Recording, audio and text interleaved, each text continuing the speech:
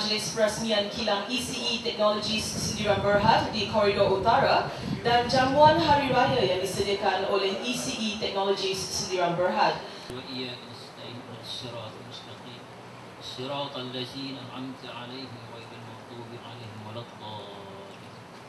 Akhir kata, syarikat amat berterima kasih di atas kehadiran Yang Amat Berhormat Datuk Seri Diraja Datuk Zafri Abdul Kadir bagi perasmian kilang syarikat kami.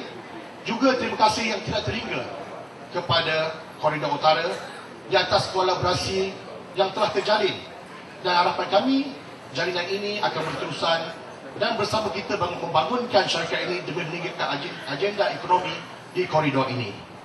Kilang ECE Technologies Sendirian Berhad, dan ini merupakan satu lagi mercutanda bagi kegiatan yang dipelopori oleh Koridor Utara dalam usaha untuk membantu negeri-negeri maju ke hadapan dan juga memastikan agar peluang-peluang pekerjaan di negeri-negeri yang ada ini dapat dipertingkatkan.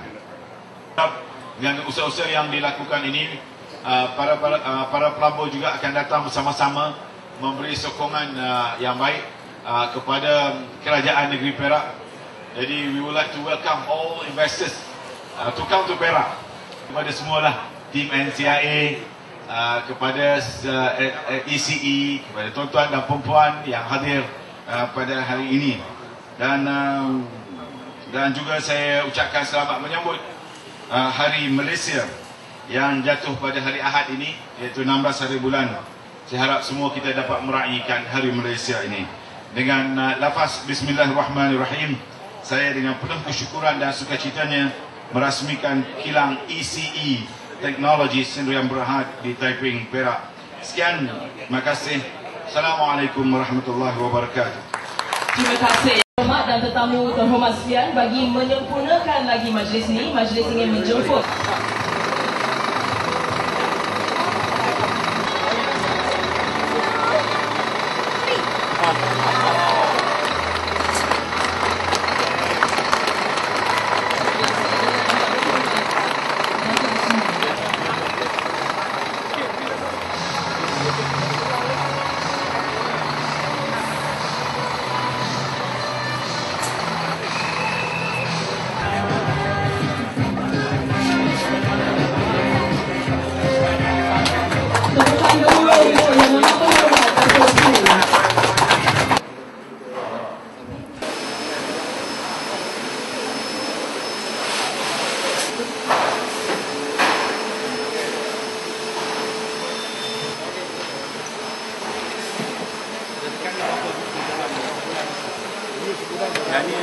Jadi mulai dulu yang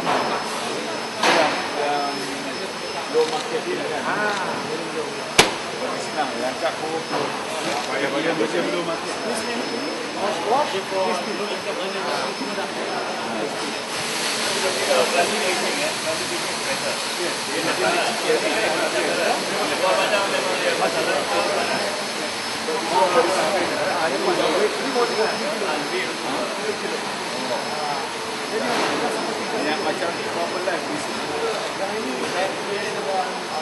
Economy, for those who study economy, you know it is not about creating. It's not about creating demand, but of course you have to create demand. It's not based on the demand alone.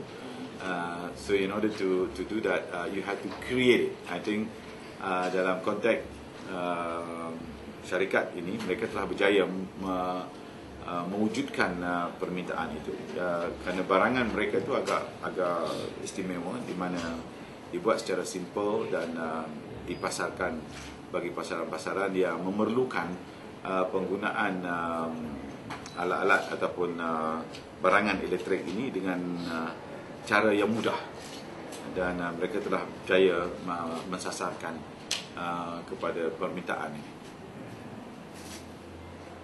Dan bagi konteks negeri Perak, seperti yang saya sebutkan tadi, ialah kita sedang berusaha untuk memajukan lagi kawasan perindustrian Kemunting, kerana kawasan perindustrian ini merupakan antara kawasan perindustrian utama di negeri Perak satu ketika dahulu, dan sudah sampai masanya untuk kita melihat semula, membuat perancangan dalam usaha kita untuk memperkembangkan lagi bentuk industri yang perlu diwujudkan di kawasan ini. Kalau sebelum ini kita tahu bahawa kawasan perindustrian ini lebih berteraskan kepada industri tekstil, maka hari ini kita lihat sudah ada kepelbagaian industri yang diwujudkan di kawasan ini, dan kerajaan negeri sedang berusaha dan berbincang. Kita telah berbincang juga dengan NCIA, dan pada dasarnya kerajaan persekutuan telah pun memberi lampu hijau kepada kita bagi mewujudkan apa yang kita sebutkan sebagai the Greater Kemunting, the Greater Kemunting. Jadi tempoh perancangan itu akan mengambil masa sedikit, dan insya-Allah kita akan teruskan perancangan ini. Selain daripada itu juga aspek-aspek pelaburan, juga kawasan-kawasan perindustrian yang lain juga, saya telah pun mengarahkan kepada pihak, khususnya kepada pihak SEDC, Perbadanan Kemajuan Ekonomi Negeri Perak, supaya melihat semula kawasan-kawasan perindustrian yang telah pun kita wujudkan kira-kira 30, dan supaya dapat mensasarkan semula agar ianya dapat dikembangkan dan juga dinaik taraf.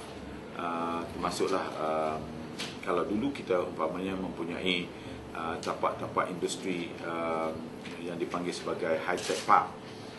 Jadi high-tech park apa yang kita nak sebenarnya? Kita we name high-tech park, but what we actually want, and after a certain period of planning, of course we need to review to see whether that planning is still feasible or viable to carry out. If not, then we have to produk dia. Sedangkan kalau tengok keadaan persekitaran ekonomi dunia sekarang, yes no kan. Okay, this is the thing. Kalau tengok beberapa tahun dulu, Asia merupakan satu region yang di mana 1.6 bilion hidup without access to proper sanitation. Tapi by 2050 you will find that there will be 3.2 billion affluent Asians yang akan menghurungi bandar-bandar di Asia dan tinggal di bandar-bandar di Asia.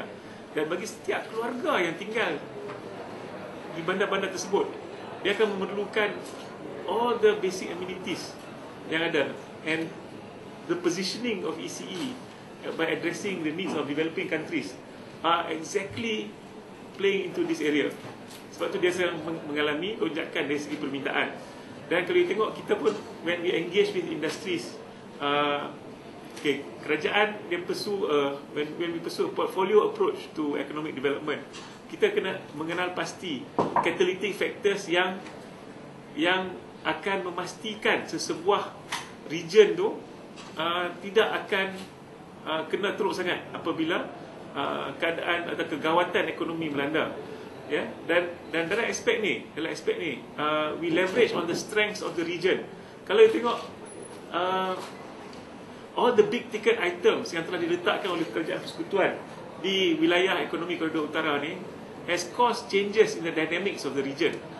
Sekarang kalau you tengok daripada tahun 2010, seperti mana yang berhormat Datuk Seri Menteri Besar cakap tadi, kita buat 20 deal sebagai contoh pada tahun 2010. 5 daripada deal tu di kawasan Taiping dan Kemunting. Kenapa? It is because of the ecosystem, it is because of the infrastructure, and it is because of the logistics network.